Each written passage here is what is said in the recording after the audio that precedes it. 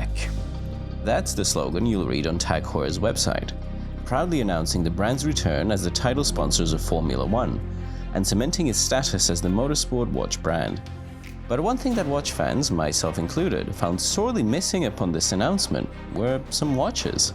With LVMH Watch Week 2025 kicking off, TAG Heuer lifted the covers on this too, introducing the all-new Formula One Chronograph. The collection has largely been centered around quartz, but it's time for 5 new automatic references to enter the fray.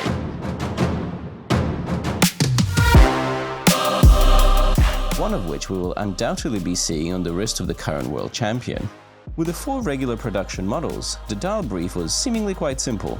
Take the typeface you might see on the speedometer of a sports car. In fact, just take the whole instrument cluster and stick it onto the dial. Against the black backdrop, you'll have a choice of red, blue, electric, yellow. So if you're a fan of Ferrari, Williams, Alpine, or even Aston Martin, you'll have a Formula One chronograph to go with your team colors. I do have to say, I'm a fan of having speed on the bezel instead of tachymeter. It's simple but effective. Though the blue could work if you're a Supermax superfan, TAG Heuer is giving you a much easier option with the Oracle Red Bull Racing Edition.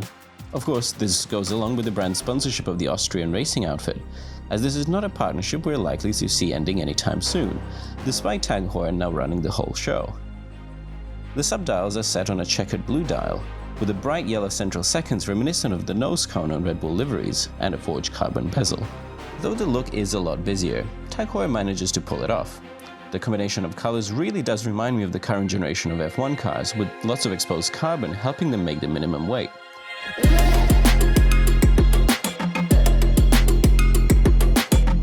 The one thing I would change is the crowded text around the date window. I know TAG Heuer has to put its logo and model name somewhere, but I wonder whether that was the best placement for all of it.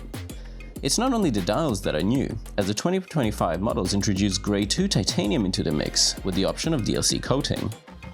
This is a welcome change, and an important one to justify the increase in price, more on which shortly. Along with the new case material also comes a new design, with an integrated bracelet and large rectangular pushers that fit into the overall case design well, pushing the Formula One collection into a more modern direction. Though these aren't divers, the screw-down crown and 200 meters of water resistance will be perfectly suited for a dip, a celebratory dive into the Monaco pool, say. Though the cases are more angular and lighter thanks to the titanium, what hasn't changed is that the Formula One is a big watch. At 44 mm in diameter and 14.1 mm thick, you're quite literally getting a lot of watch. And though the lug-to-lug of 47.3 is relatively compact, the integrated rubber strap negates that compact dimension. As a result, I'd recommend the new Formula One chronograph for wrists over 17 cm, or for those who like an oversized fit.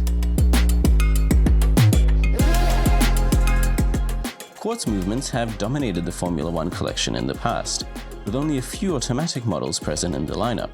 The new Formula One continues to use the caliber 16 that powered its predecessors, which is essentially the ETA 7750. It's a proven automatic chronograph beating at 4 Hz and with a power reserve of up to 42 hours. The conclusion here is pretty simple. With the new title sponsorship, TAG Heuer is rightfully tidying up the Formula One collection that's grown to be massive. With the rest of the brand moving upmarket, it was time for its most affordable collection to follow suit, and it does, with nearly a $1,000 increase. The positives are many. The case design and material are much improved, and in my opinion, the Formula One is no longer anonymous and is now recognizable as a Formula One. Naturally, using TAG Heuer's in-house TH20 movement would be preferable, but that would mean the Formula One would compete with the Carrera, which I'm guessing won't be happening anytime soon. At around $1,000 more, the glass box shows just how good of a value it is in comparison. The TAG Heuer Formula One chronograph is being presented at LVMH Watch Week 2025, with full availability and pricing details in the description, starting at 4,600 Swiss francs. How do you like this new direction, and what other models do you hope TAG Heuer updates or re-releases now that they're running the F1 show? Make sure to let us know in the comments, leave a like if you enjoyed the review, and subscribe for more videos like this one.